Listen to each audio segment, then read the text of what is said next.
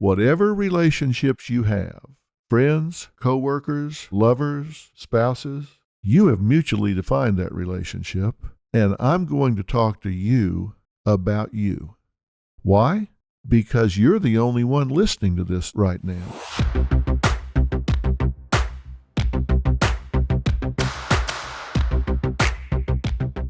Hey, it's DrPhil. That means you have found your way to fill in the blanks.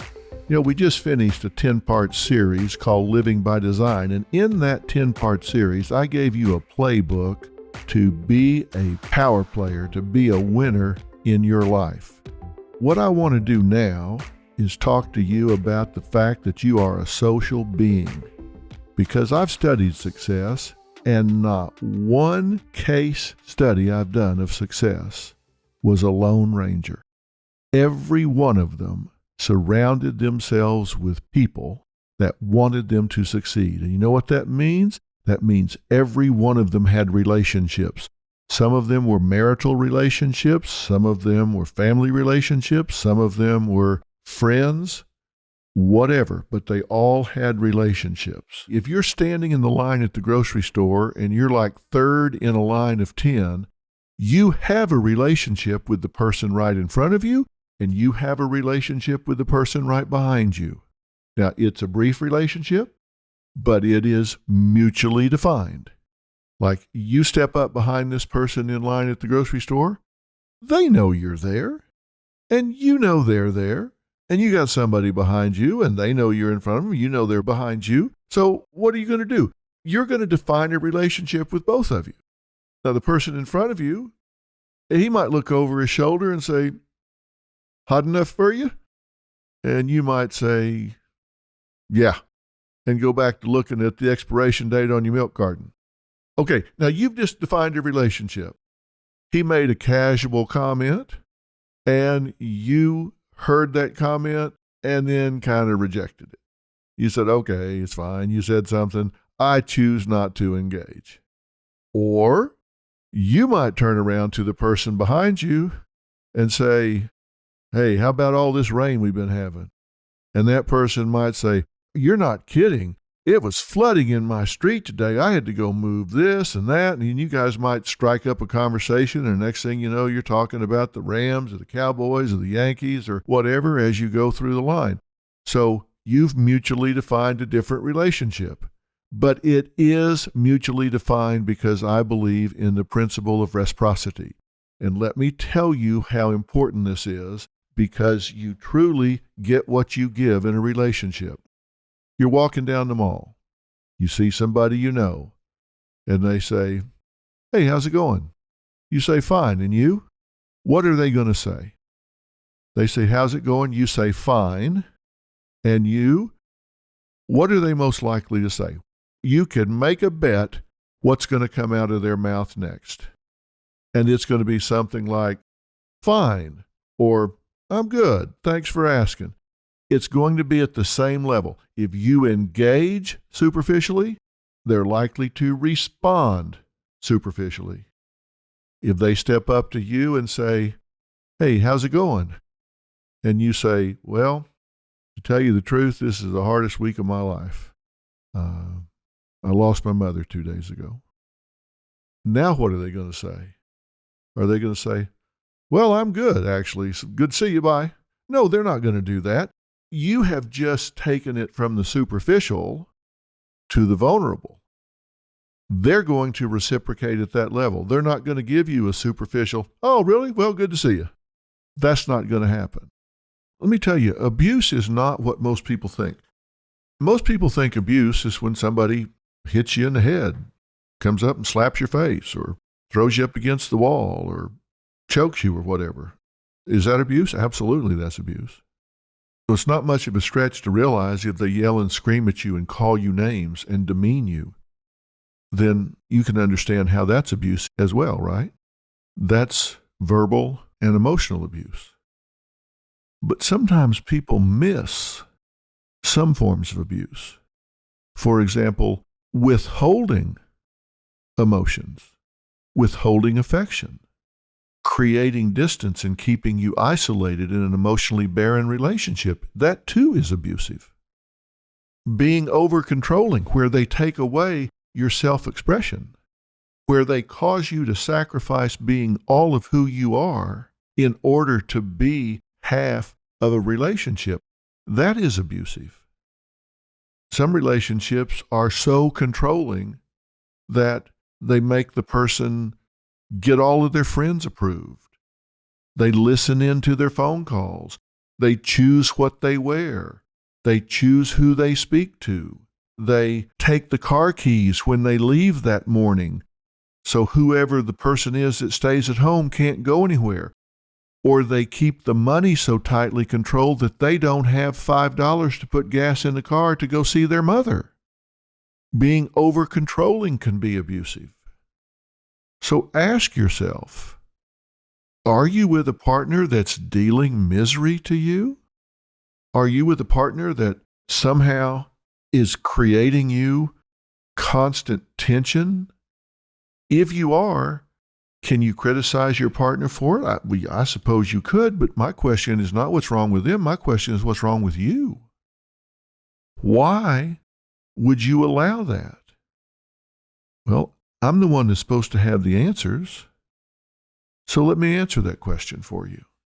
Why would you allow that? Well, you might allow it because it's the devil you know.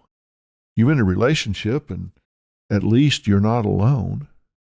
And it's scary out there, right? If this person is that way, they may be telling you nobody else would want you. And maybe they've got that bug in your ear and you're believing that. Maybe you've told yourself, I stood before God and made a covenant. For better or worse, we're just doing the worst right now. I made my mistake when I stood before God and made this covenant, so I'm trapped. I'm not going to quit on God, so I'm going to stay here and let this person abuse me. You need to read the rest of your Bible, if that's what you're telling yourself. But here's why you're doing it. You're doing it because you have lost touch with your core consciousness. You've lost touch with what I call your core consciousness, and that is that place within you where you are in touch with your greatest strengths, your instincts, your values, your talents, your wisdom. It's where all of those things are found. It's that place where you have an inner clarity and an unshakable confidence.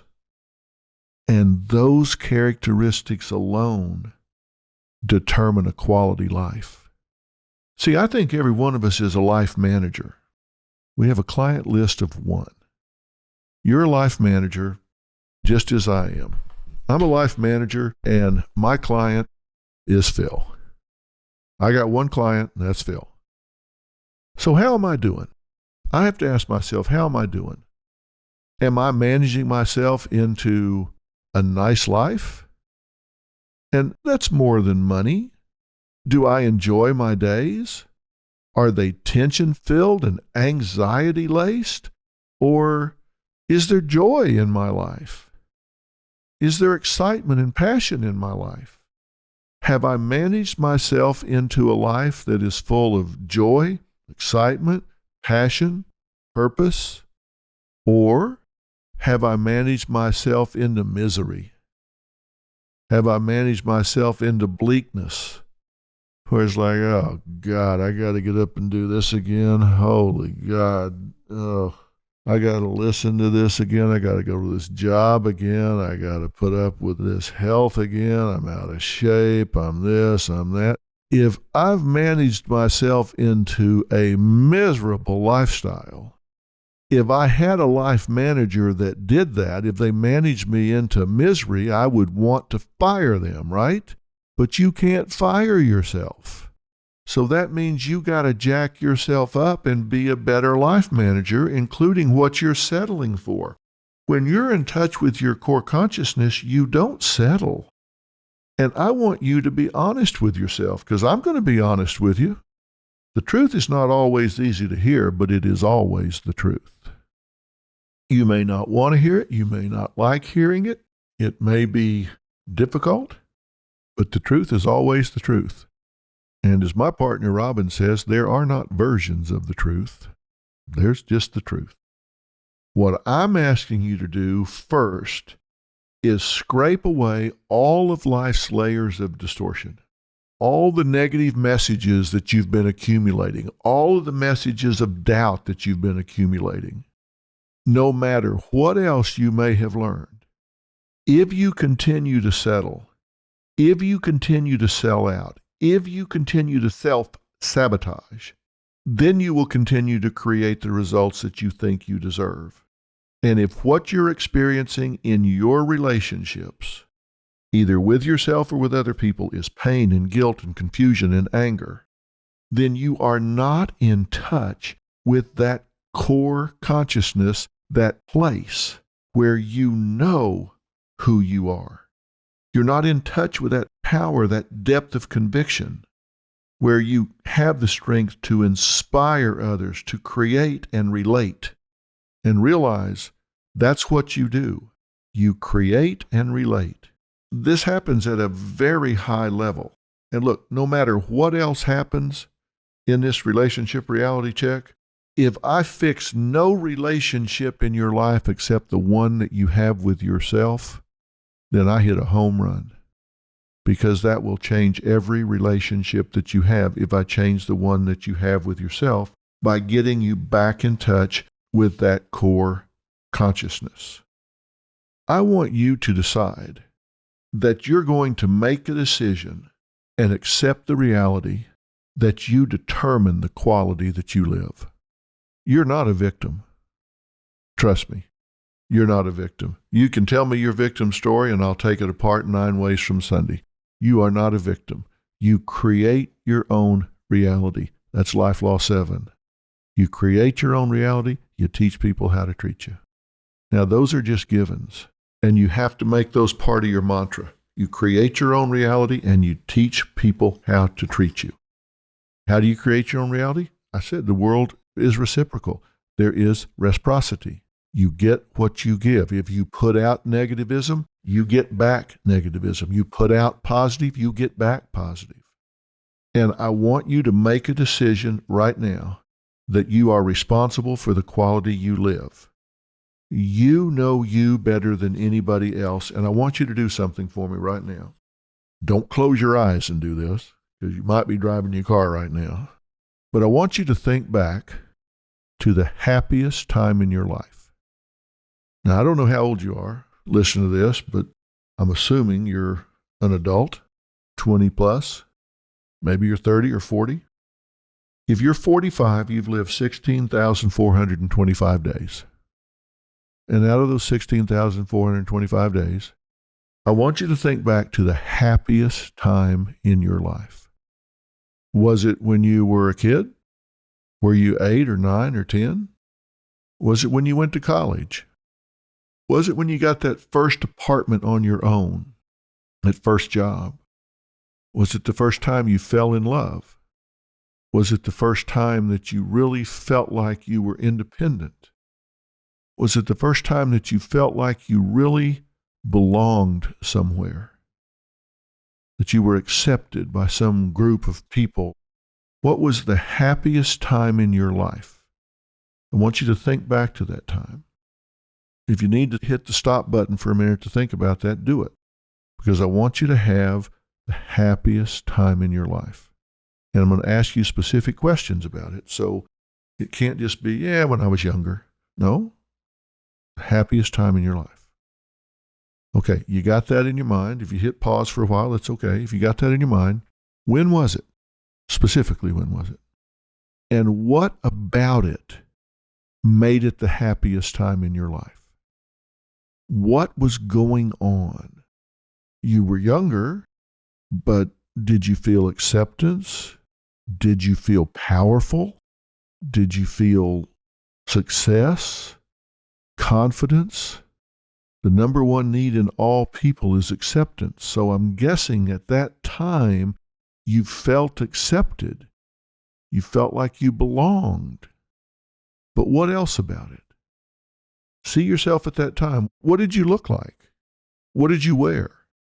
Was this a time that you were wearing shorts and flip-flops and T-shirts and going to college? Or Did you feel good because you were putting on nice clothes and going to work? Had you just purchased your first new car? What was the happiest time in your life? And you've got to be able to describe why that was the happiest time. What about it? Why that time instead of some other time? Maybe you were 20 and you were into music and you had free expression and you were able to throw off all the boundaries and guidelines and just fully express yourself completely. And you felt good about that and you had success with that. So you felt like, wow, I'm really actualized here. I'm not fighting for survival. I'm not worried about security. I'm not going through those motions. I'm instead actualized to the point that I'm into self-expression. Okay, what happened? What changed that? And I can tell you that what changed was you changed. What about you changed? And it's not necessarily a negative. I mean, maybe you decided to take on something new, but you have to decide that was my choice. I decided to go a different path, and you have to decide when you choose to pursue something and you're pursuing it in a very singular way where it's your dream, your purpose, your journey. You have to decide, hey, if I'm going to be alone, I'm not a bad person to do it with. And you can only say that if you're really in a good relationship with yourself. If you really know things about yourself where you say, hey, I'm good with me, I'm happy. If I need to be really working alone here right now or whatever, I like me okay. And if I don't, what goes on my to-do list? So the relationship with you has to be right. So ask yourself, when was the happiest time in my life and what happened? Why is it not still that way? And then ask yourself, if you're in an ongoing relationship, when was the happiest time in your relationship? Let's say it's your spouse we're talking about. When was the happiest time in that relationship? And what about it made it the happiest time? Was it when you were falling in love? Was it before you had children? Was it when you didn't have a lot of responsibilities and bills and challenges? Well, what was it? What made that the happiest time in your relationship? And what about your relationship changed that you're no longer in that phase? Because with the exception of a very short list of realities, there's very little in a relationship you can't fix. There are some what I call drop-dead deal breakers. These are things that I don't care what the situation or circumstance surrounding them is. If these things exist, they're deal breakers. You need to get out and get out right now. You need to hit the eject button, get out and don't look back. Now, I bet you want to know what they are. You can guess. Number one is violence. If you're in a relationship and someone is attacking you, they are beating on you, they are choking you, slapping you, hitting you, physically abusing you, you need to begin to formulate a safe exit plan and get out as quickly as you can safely do so. I'm saying as quickly as you can safely do so. Why am I saying it that way? Because over 70% of all murders and serious injuries in violent relationships occur in the 3 weeks following when that person leaves their abuser. You've got someone that's abusing you, and so you leave. The next 3 weeks are the most dangerous times you have ever spent with that abuser. And you say, well, wait a minute, I'm not with them anymore. I understand. The next 3 weeks are the most dangerous time you will ever have in your relationship with that person. Why? Because abusers are controlling, right? Physically abusing people are controlling. And when you are not available for their control anymore, they panic. It's what we call the frustration effect. Their control, their need for control, their panic, their insecurity ratchets up, and they ratchet up with it, and so they get desperate and they do more desperate things. That's why I say you need a safe exit plan, and going to mama's house is not it. Programmed, choreographed, your lifestyle such that there was absolutely no other possible outcome than for you to generate and perpetuate a bad relationship. Now, you don't need to hit replay. You don't need to back it up. You heard me right. You are in a bad relationship because you set it up that way. You programmed it where there was no other possible outcome. You actually programmed it. You were dead in the water when you started because you programmed it that way. And I'll tell you why. You cannot possibly have anything in your life that occurs on any kind of sustainable basis that your lifestyle does not support. Now, think about what I just said. You cannot have a bad relationship unless your lifestyle sustains it. You must have a lifestyle that is riddled with stress, pressure, distractions, paranoia, chaos, and a self-defeating internal dialogue in order to have a negative relationship. And you're thinking, well, now, that's just not right. I just don't believe you. Well, look, I'm not blaming you. I'm just telling you how it is. And let me give you an example that you can use in your own life. Think of a time period in your life where your weight and your health eroded. Think about your lifestyle during that time. I'll promise you, you were eating more, exercising less, and eating foods that you knew were low in nutritional value and high in fats and sugars, and they were easily digestible. You see, healthy foods have what I call a high response cost. Think about eating raw broccoli. Raw broccoli has a high response cost, right? It takes a while to eat a stalk of raw broccoli. Now think about getting a bean burrito at a fast food place. You can eat it like a wood chipper. You just put it up there and it's gone. Okay, low response cost food.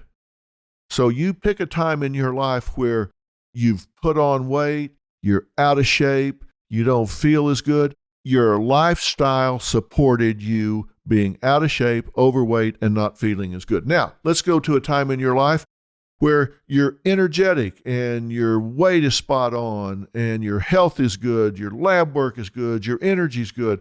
I'll promise you your lifestyle supported that. And if I want to know, I can follow you around and predict where you're headed. I can follow you around for a week and tell you, you continue this lifestyle a month from now, you're going to be overweight, out of shape, not feeling good, and low in energy. Or I can follow you around for a week where you're exercising, eating with some discipline, paying attention to the nutritional value of the food you're eating, and I can tell you a month from now you're going to be feeling good, looking good, high energy, and performing well. I can start with the outcome and work backwards and tell you what the lifestyle was. If I see a bad relationship, I guarantee you I can go back and say this is a lifestyle that is full of pressure, chaos, stress, poor sleep, etc., etc. You set it up that way. I want you to start making some life decisions about how you relate to the world. And I've got a few questions for you that I want to finish with here today. These are questions that are going to be really essential to us being successful in this relationship reality check. And remember, I've said 80% of all questions are statements in disguise, so you can hear these as questions, but I am making a statement. Question: are you willing to forget everything you think you know about relationships? Are you willing to forget everything you think you know about relationships? Are you willing to measure quality of your relationships based on results, not intention, based on results? Can you make the decision that you want to be happy rather than right? Now, that's a big one. Can you make the decision that you want to be happy rather than right?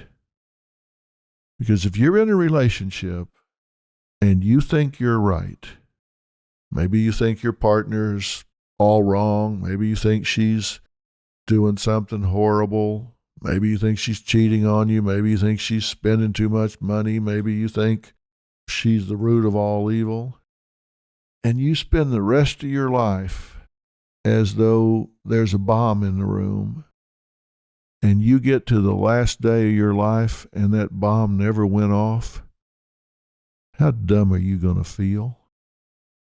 You spend all that time wanting to be right, and you could have spent all that time being happy. Can you decide to be happy rather than right? Can you decide to adopt a new strategy and just believe that when you change you, they will come along? Maybe they will, maybe they won't. But you will have made a change. Can you adopt a new strategy and let the chips fall where they will with the other person? And can you embrace the following formula? Be, do, have. Very simple formula. Write it down where you can see it. Put it on your mirror. Put it in your car. Write it on your desk. Be, do, have. Be committed. Do what it takes. Have what you want. Be committed. Do what it takes. Have what you want. Now, what's coming up in this series is all the things you can do to put your relationship where you want it. I said that you could inspire, that you could create change by what you do within yourself. And there are going to be a lot of things for you to do to figure out why you're where you are in your relationship and how much you really know about the partner that you have. You might be surprised that you don't know this person as well as you think you do. We'll see. And that's on our next Fill in the Blanks, which will be a week from today. I'm Dr. Phil.